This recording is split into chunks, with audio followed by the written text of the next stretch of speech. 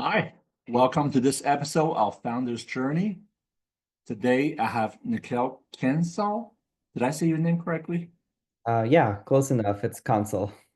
Also, we have co-founder of Oyster on the show today. I browsed through your LinkedIn before we started this podcast recording. You have quite an impressive tech background and being builder, engineer, CTO in your past leading up to this journey building this insurance company. So I'm going to go ahead and turn the mic over to you and let you tell your story. If you can share with us what you learned through your journey before you got into insurance, and then just tell us about what was the making of Oyster, the insurance company that you guys are trying to build, and how did it come up? Sure. Thank you, Jeff. It's great to be here, and I'm happy to share a little bit about myself and my journey. I am a technologist, as you may know. It dates really far back to, when I was 8 years old. I got my first computer. It was a spare computer that one of our classrooms had, and they had no use for it. So, I got a computer and really was fascinated by all the things that you can do with a computer. And so by the time I was like 10 years old, I was, making websites, I was writing code, I was breaking computers too. Breaking something is the best way to learn about it because you have to fix it. So, I've been a tinkerer, I've been a technologist, been a builder, as you mentioned, and really picked up a lot of different skills and different insights over all of those years of building and tinkering. And I think that's really central to who I am. I love to experiment with new technologies. I love to see what's possible. So when I started my career, I started at Stripe as a software engineer. And Stripe, builds financial products, and it's in a regulated space. So there's a lot of challenges around building in that kind of space. And I found those challenges very intriguing because it challenges me to be creative and come up with solutions that work among the constraints that exist and still deliver a delightful experience to the users of those products. And I think about 2 years into that, my co-founders and I decided that those same types of problems, they existed in other industries that technology has not really been applied to as avidly as financial sectors like banking and payments. And insurance is one of those sectors. So we really sought to bring that product, that innovation, that creativity over from other financial products to insurance, because we thought this is a sector that deals with a lot of data, has a lot of regulation, a lot of compliance and restrictions, and could benefit from maybe some creative problem solving, which is something that I'm really interested in, and my co-founders are as well. So we really got into insurance through seeing what other financial services would benefit from creative problem solving. And that's something that I personally was very interested by. So the company has been around now for about 3.5 years. We started out with personal insurance. So, Oyster was built on the thesis that insurance should be accessible and transparent to end consumers. So we built embedded insurance to allow customers to leave stores protected with valuable goods. So if you're buying jewelry, you're buying an expensive e-bike, that's really where we started, building transparent, accessible insurance products for end customers that they can access digitally. So really trying to transform the perception that insurance is something that's sold and not bought and something that's interacted with through, manual processes such as email or PDF forms. We really wanted to build that digital experience. And that's where we started to get into all the complexities and all the regulation in insurance and realize that there are other opportunities for us to bring that technology, that creative problem solving, over to other aspects of insurance. So we got into business insurance because we had all these relationships with merchants that we were embedding with, and we started to understand their problems and started to operate as a digital brokerage where we brought that technology, that product and problem solving to business insurance for our customers. And having invested, 3 years in technology for business insurance and personal insurance, we ended up with a platform that was very capable at delivering best-in-class product experiences, and also really capable at making our team as efficient as possible and as accessible as possible to our customers. And the latest iteration of what Oyster is now is an artificial intelligence company that provides an insurance co-pilot and a customer success representative digitally 24/7 for insurance agencies and brokerages. There's a lot to unpack there. So a lot of time when company first start, figure out the problem, find the team, build a vendor team. Can you go through that process? I knew one of my my co-founders through college actually. So we had a pre-existing relationship. We were always interested in building and experimenting from like early days. And obviously like the founding team was the first to assemble. So my co-founder, the one that I knew from college, his name is Vic. Um, he met our other co-founder, John, while he was stuck in London during COVID. They were actually introduced to each other by their respective fiancés, who were at the time roommates. So it was a very like coincidental meeting. So Vic introduced me to John, and we had a great conversation. You know, he's a really sharp guy, and I felt that this was a really great founding team to solve complex problems in insurance. So, you know, the founding team was assembled. We were all pretty bought into this idea that like insurance is an area where we could excel in and bring expertise and innovation to.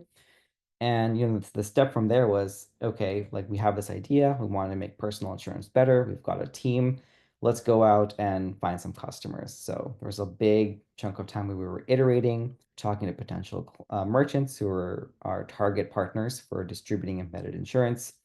And there's just a lot of learnings and challenges to solve because not like folks outside of insurance don't always understand how it works, don't understand the complexities and the restrictions in place. And not only do we have to overcome a regular sales challenge, but we had to overcome education and bringing that knowledge to merchants in terms of what's possible and what's not possible. When you guys get together, the three of you, and decide want to launch this company, your beginning thesis is different than your current thesis that you guys are running with, right? Yeah, you could say that. Did you guys raise money on the first thesis or the second phase thesis? We raised money on the first thesis. So this was back in 2021. We raised money on the idea that we could bring personal insurance to everyday consumers in a way that was easy to transact and digital experience. So we raised a pre-seed round and a seed round on that idea. And you know, we were never limiting ourselves to personal insurance. I think we wanted to be vertically integrated into the insurance stack. So that's, you know, personal insurance, business insurance, shipping insurance, rental insurance, every kind of insurance that deals with e-commerce from customers to businesses, transportation and logistics in between. That's where we wanted to be integrated into. So that's the original thesis of the company. And today, I think what we're doing is we're really supporting the folks that sell that insurance instead of selling the insurance ourselves. Gotcha. And how are you guys supporting them? Supporting them in a way, acting as an AI agent, or supporting them in a way as distribution, market access, or both? Thank you for watching this video. Now a quick message from our sponsor, Mav. Thanks, Jeff. I want to let you all in on a secret that top producing agencies don't want you to know about. If you're in P&C insurance, you know firsthand how much you're getting squeezed by your call center. It's becoming less predictable and less economically profitable to scale. But here's the thing. The top producing agencies making over $100 million are not running their leads through a human-based call center. They're running them through an AI expert like Mav to qualify, quote, and hand deliver the highest intent qualified leads to your agents. Mav takes care of the back and forth, having unlimited 24/7 conversations with your leads that are personal and relevant so you can scale to the moon. Ready to ditch your call center and 10x your agency? We're giving the listeners of insurtech $15,000 worth of credit to try Mav. Head to hiremav.com/insurtech to claim this offer. Primarily, Oyster is a software company. We sell software to other insurance agencies and brokerages to help streamline the servicing and sales for their brokerage. And we really drew on our experience acting as a digital brokerage for over a year and a half to build that product and build something that is different from what you see in the market. You know, you'll see a lot of agency management systems, you'll see CRMs, you'll see individual tools that'll handle individual aspects of an agency's operations, like maybe something to help generate COIs. But we haven't seen anything that was at the level of really leveraging AI agentically to handle workflows and tasks end to end.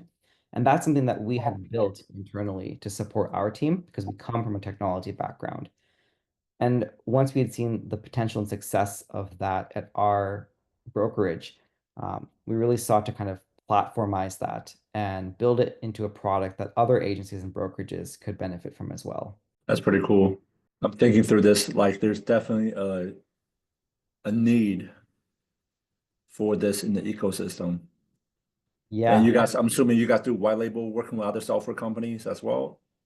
Exactly. So we white label our software for other agencies, and those agencies can expose aspects of it to their customers with their own branding. How do you guys charge? You charge per seat, per hour, per usage?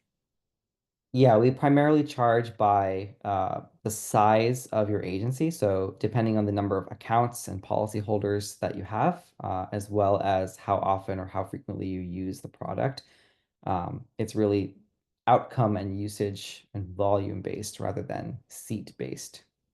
Yeah, that makes sense. Yeah. Okay. Go back to the racing stage. Three, I'm gonna say young because you look young. You are definitely younger founder. Um, three young guys. Has anybody had exit experience in the three co-founder? We're all first-time founders. First time founders? That's awesome. That's That's awesome. I'm just want to say like three first time founder and got together and everyone believed in themselves and mission. So that's awesome, right? So yeah, keep going. that's Sorry. it's definitely been, a journey that's been filled with learnings for all of us. And I think that's the biggest draw, I think, at least for me personally, to be a founder is there's no other environment where you're so close to customers and you're so embedded into their workflows and you understand their needs. And if you have the ability in the team to drive towards a solution, regardless of the outcome, I think there's nothing more valuable than that experience. It's pretty cool. Tell me about raising money. I mean, on your LinkedIn, it says you guys raised about 3.6 million. Is that pre-seed? So we raised 300K pre-seed approximately, and the remainder of that was a seed round in the summer of 2022. It's pretty cool. What was the racing experience like if you had to share with other future first-time founders? Yeah, there's a lot of advice out there for raising money, and I will say that every company situation is unique. So advice that works for one company, for one set of founders, one industry, one product even, might not work for the other. Um, I think in our case, what we learned is that it's really a game of aligning expectations and running a tight process. So making sure that you're very clear when you communicate with potential investors, what you're building, what problem you're solving, and the potential of your company, and making sure that you have these conversations in a short period of time. Because fundraising, it's very draining. It's distracting. As a founder, you don't want to spend too much time fundraising because every minute you spend fundraising, you're not building, you're not serving your customers, you're not advancing the interests of your company. So running a tight and fast process is important, and that means that there's a lot of preparation that goes into that. Doing research and connecting with potential investors, making sure you have all the data and the story right, and once you're ready to go, you really go for it. And that was our experience fundraising. We were trying to run a very tight process, trying to talk to as many folks as possible, getting our story right, iterating on the pitch.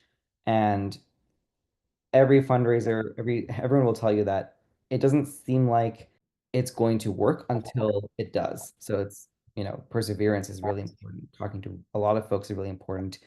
Finding the believers and not trying to convince the detractors is really important as well. How many no's did you guys hear? You Hmm. guys count them? I think we started we started with a count, and then by the end we stopped counting. I mean, if I had to estimate, I think for our seed round, we probably went through 30, 40, 50, something like that, no's before we got to a yes. A lot of those no's were also maybes, or we'll wait for the round to pick up more traction. So really, it's like a game of dominoes. Once the first one falls, everyone else comes into play as well. How would you describe the one that says yes and then the rest of the domino that fall? Take us to that story. Thank you for all your support to our channel. Here is a quick word from our sponsor. Please click on the link below in the comment section to sign up for a demo with Track AI. What if your insurance sales conversations could work harder for you? Meet Track, your AI-powered conversation intelligence partner. Track automatically captures and analyzes every customer interaction, providing instant call summaries, risk analysis, and AI-driven coaching insights. Say goodbye to manual note-taking and hello to more selling time. Track handles the admin work while you handle the revenue. Fully integrated with your favorite platforms. Plus, get custom AI analysis tailored to your unique business needs. Transform your sales team's performance with Track. Visit track.ai today.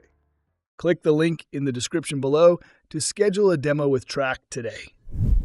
The story, if I had to summarize, really, it was we started in one place. We started with what we believed, and we reacted to a lot of the feedback that we got with investors. We were iterating.